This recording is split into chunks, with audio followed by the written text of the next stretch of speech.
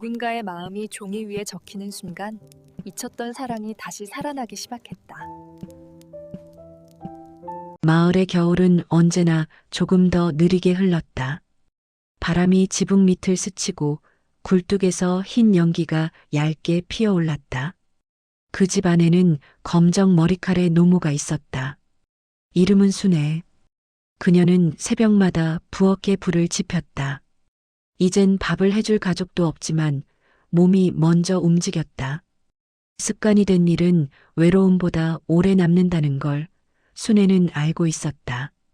벽에 걸린 달력엔 지난달이 그대로 붙어 있었고 시간을 넘기지 못한 건 게으름이 아니라 돌아오지 않는 사람에 대한 마음이었다.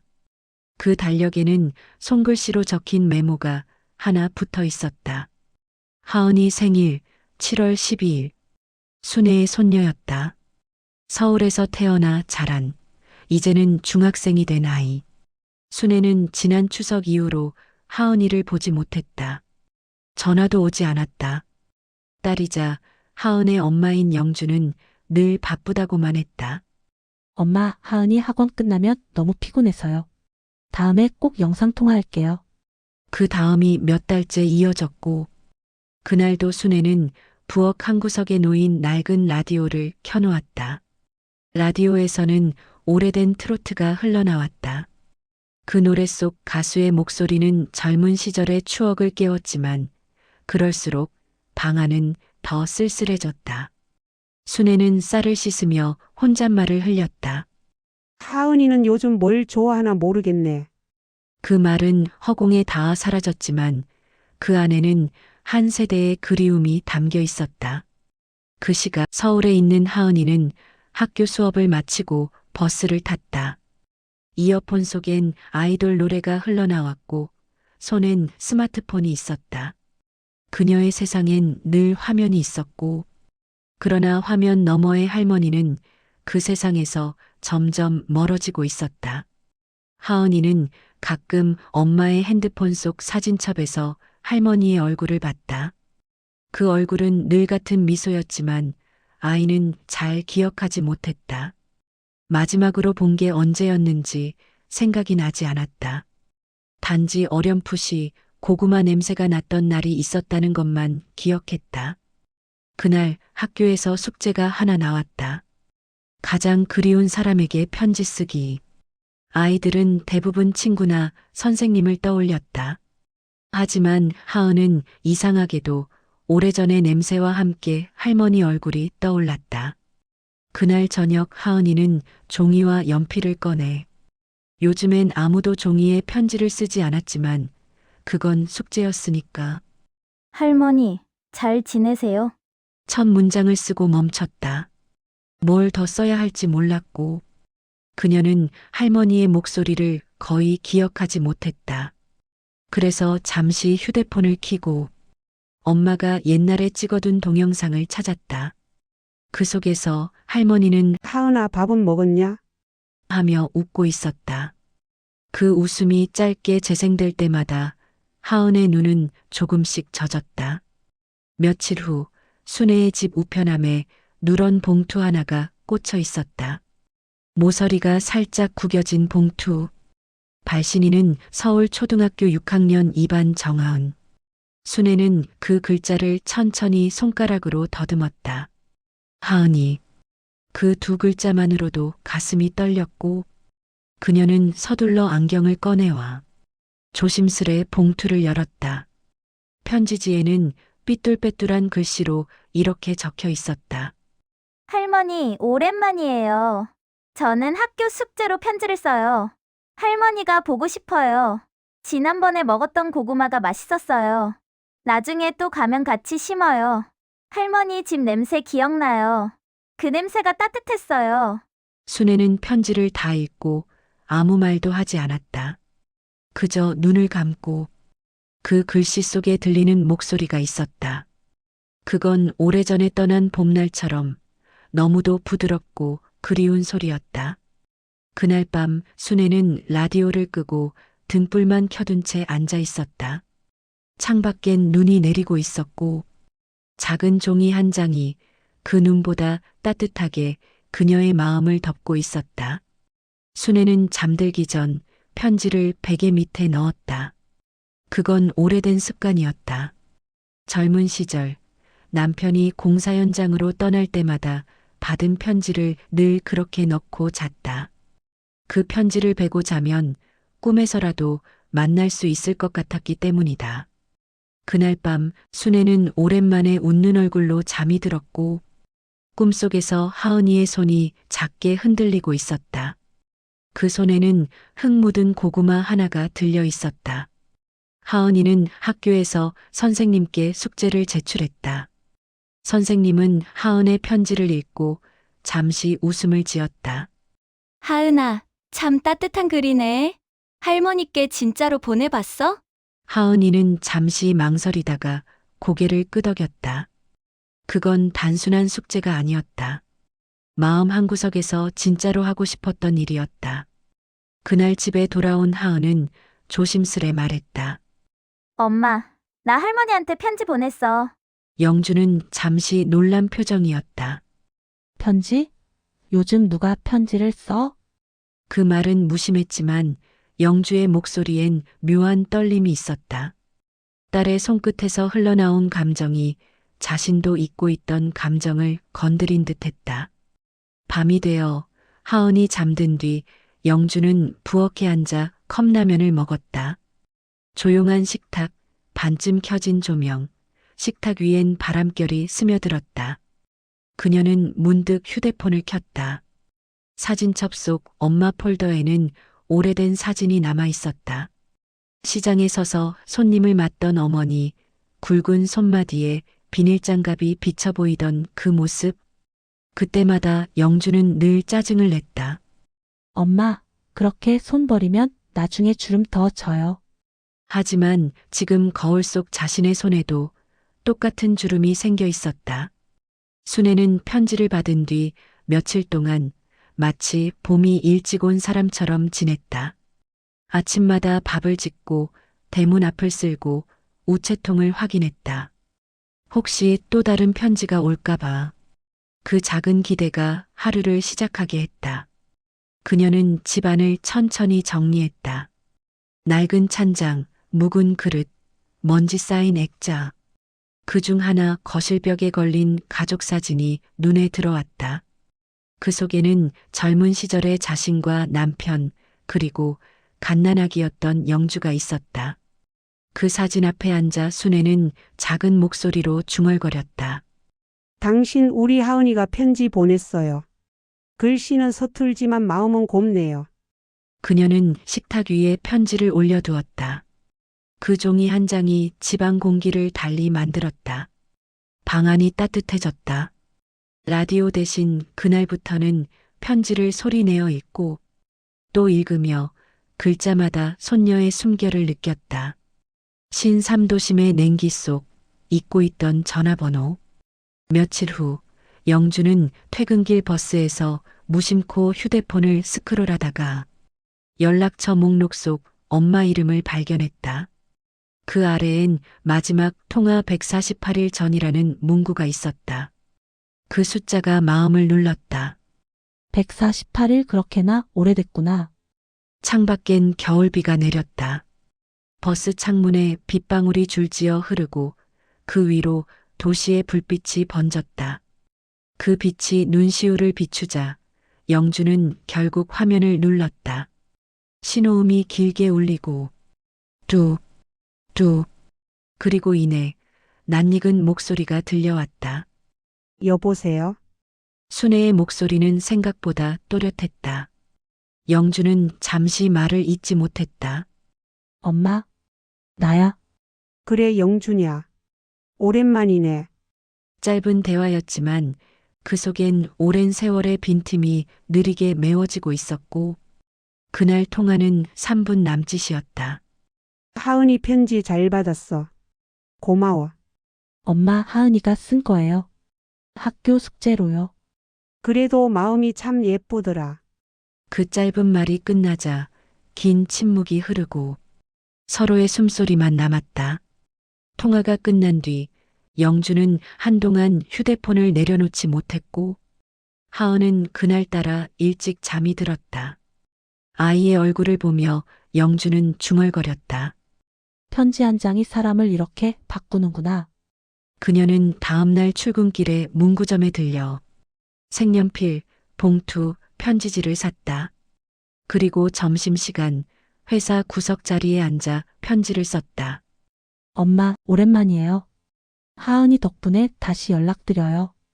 요즘은 엄마가 자주 생각나요. 서울은 아직도 복잡하고 사람은 더 바빠졌는데 이상하게 엄마가 하던 말들이 이제야 들려요. 그녀는 글을 쓰다 잠시 멈추고 손등으로 눈을 훔쳤다. 그 종이 위엔 오래 묵은 미안함이 조금씩 번져갔다. 며칠 뒤 순애의 우체통에 또 한 통의 편지가 꽂혔다. 이번엔 필체가 다소 단정했다. 서울 회사 영주 드림. 순애는 웃었다. 편지 봉투를 품에 안은 채 부엌으로 들어왔다. 가마솥에 물이 끓고 뚜껑에서 하얀 김이 피어올랐고 그녀는 마루에 앉아 편지를 펼쳤다. 글자를 따라가며 마치 오래된 강물이 다시 흐르는 듯한 기분이 밀려왔다. 엄마, 죄송했어요. 늘 바쁘다는 말로만 도망쳤네요. 하은이가 쓴 편지 덕분에 제 마음이 돌아왔어요. 이번 주말엔 하은이랑 내려갈게요. 순애는 편지를 다 읽고 부엌으로 향해 그녀는 고구마를 꺼내며 중얼거렸다.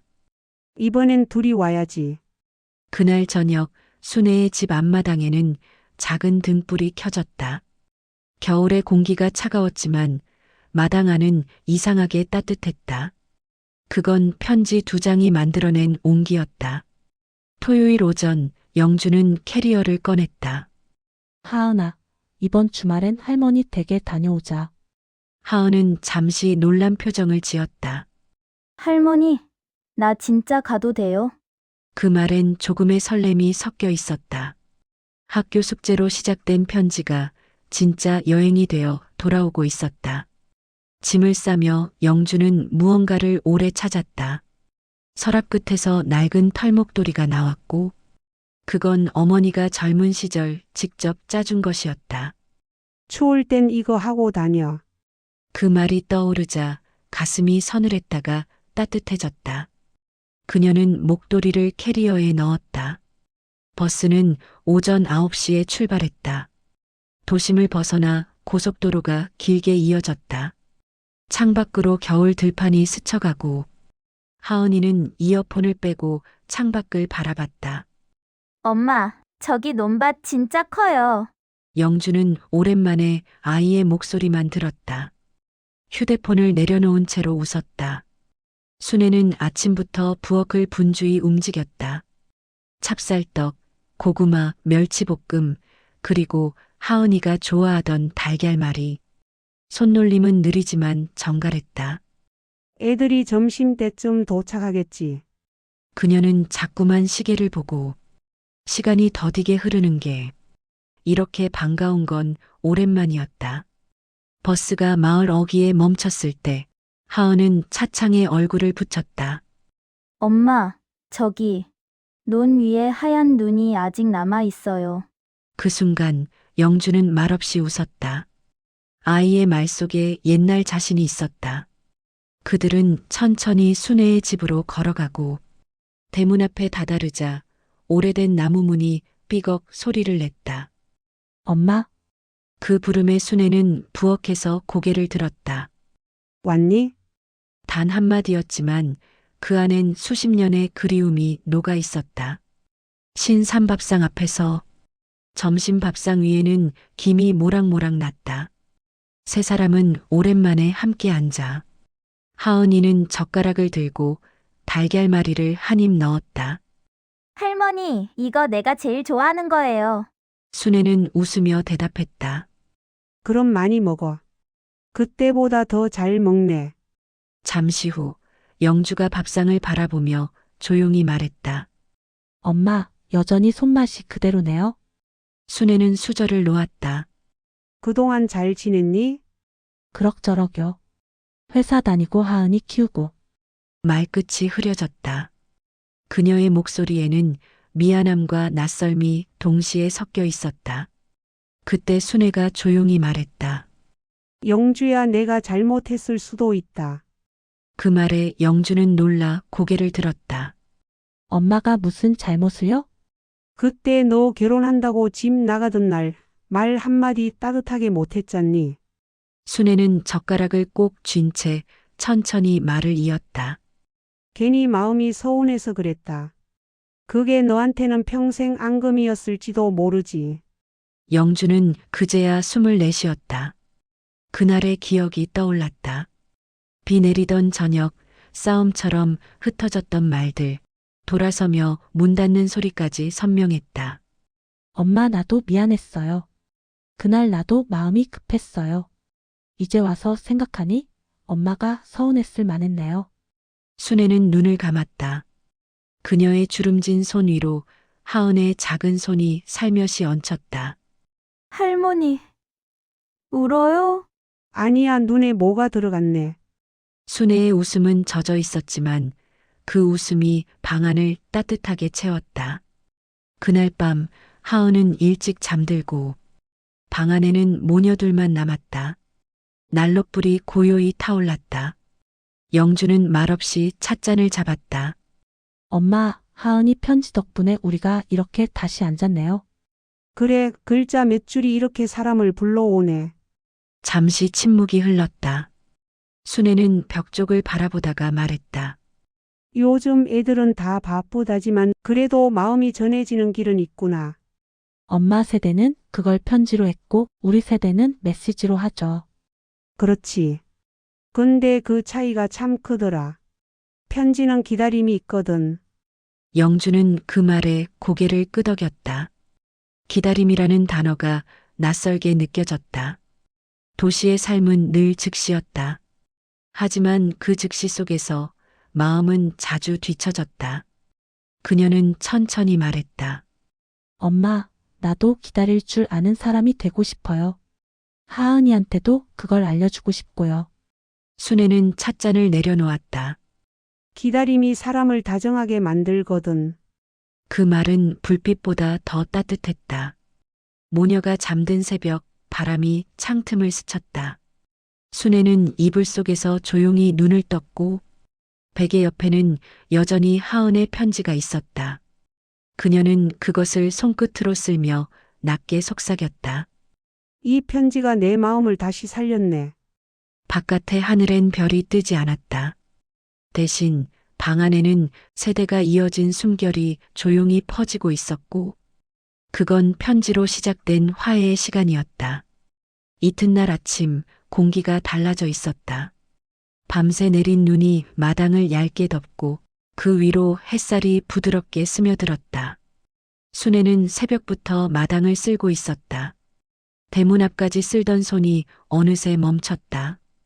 고개를 들자 멀리서 하은과 영주가 걸어오는 모습이 보였고 하은의 손에는 작고 노란 삽이 들려 있었다. 할머니, 우리 고구마 심을 자리 만들어요. 순애는 웃음을 지었다.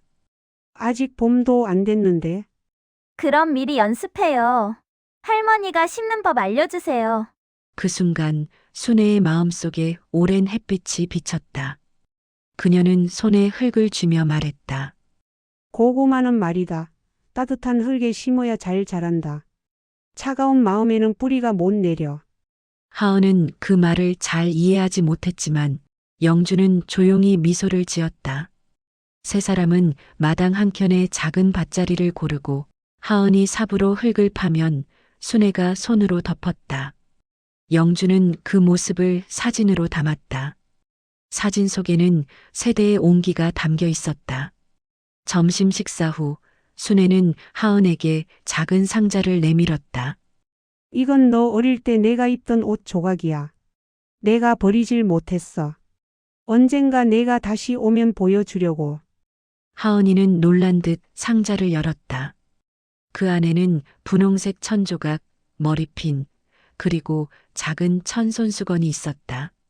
이게 다 내 거였어요? 그래. 내가 웃을 때마다 내가 하나씩 챙겨뒀지. 하은은 아무 말 없이 순애를 안았다.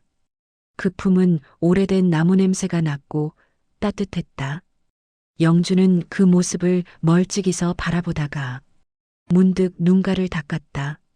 그녀는 오랜 세월이 만들어 놓은 벽이 이렇게 쉽게 녹아내릴 줄 몰랐다. 그날 오후 순애는 오랜만에 낮잠을 잤다. 창문 틈으로 바람이 들어와 커튼을 살짝 흔들었다.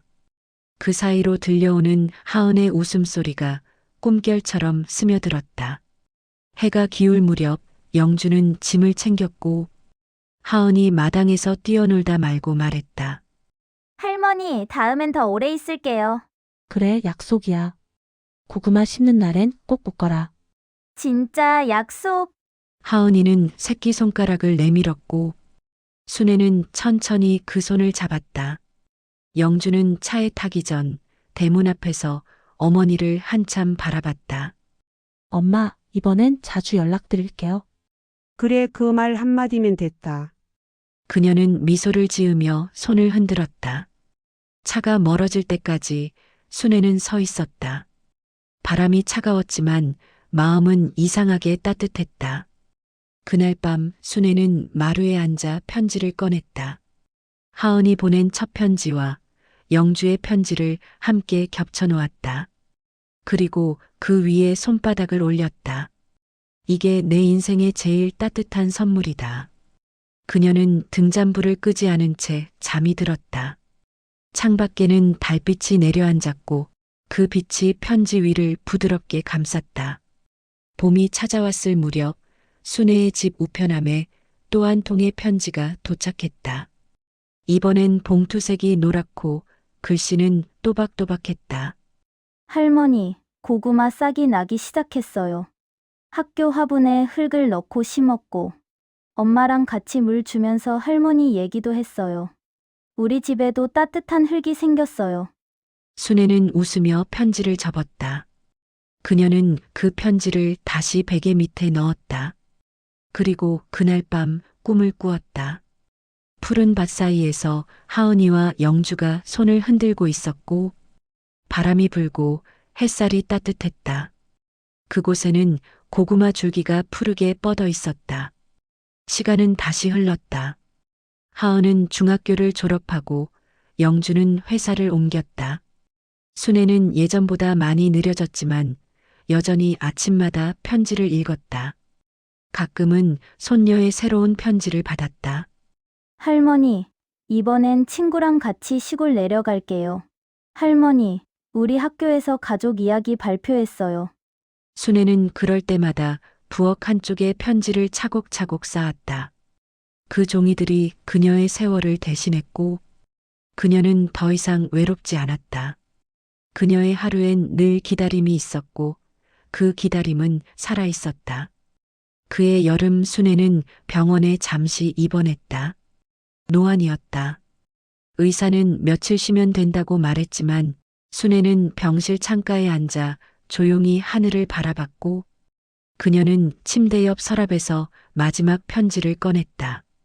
하은이의 글씨로 이렇게 적혀 있었다.